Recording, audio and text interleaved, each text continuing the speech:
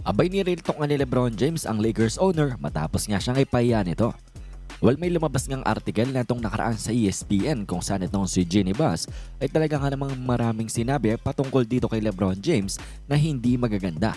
A couple of years ago na nga daw simula ng itong si Jeanie Buss ay parang hindi na magustuhan itong si LeBron on the Lakers nang dahil nga daw sa outsized ego neto ni LeBron James at feeling nga daw neto ni Jeanie Buss na ang Clutch Sports, ang agency ni LeBron James sa panguna ni Rich Paul ay they have too much control on the Lakers nga daw.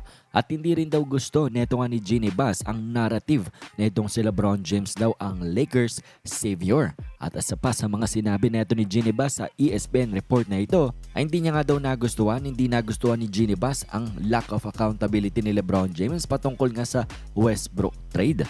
At marami pa nga siyang reklamo patungkol dito kay LeBron at talagang nag-viral nga itong ang mga sinabi neto ni Jeanie Buss kung saan ang mga fans nga ay mostly hindi nagustuhan itong ang sinabi netong Lakers owner na ito. Or we can call her na nga lang na former Lakers owner na nang dahil ang majority owner na nga ay si Mark Walter.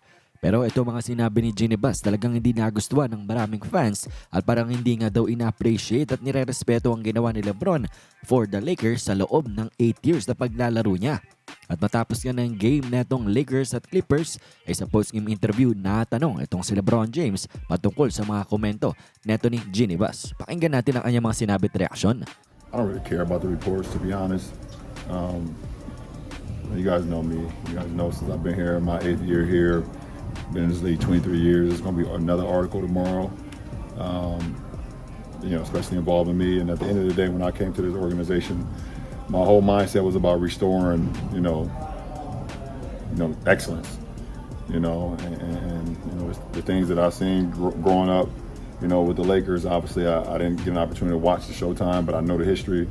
And then in the early 2000s with Shaq and Kobe, and then what Kobe did, and those couple runs with him and Powell. So. My whole mindset was like, how can I get, that feeling back to the Lakers organization?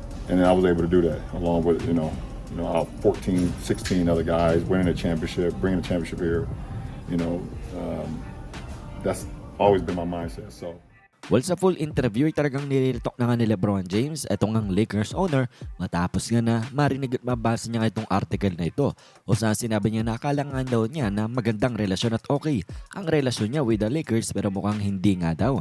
Pero at the end of the day nga daw ay tinrato ni LeBron James itong Lakers organization na ito pati na rin ang kanilang owner with the utmost respect, honor and dignity. I played here longer than any other franchise.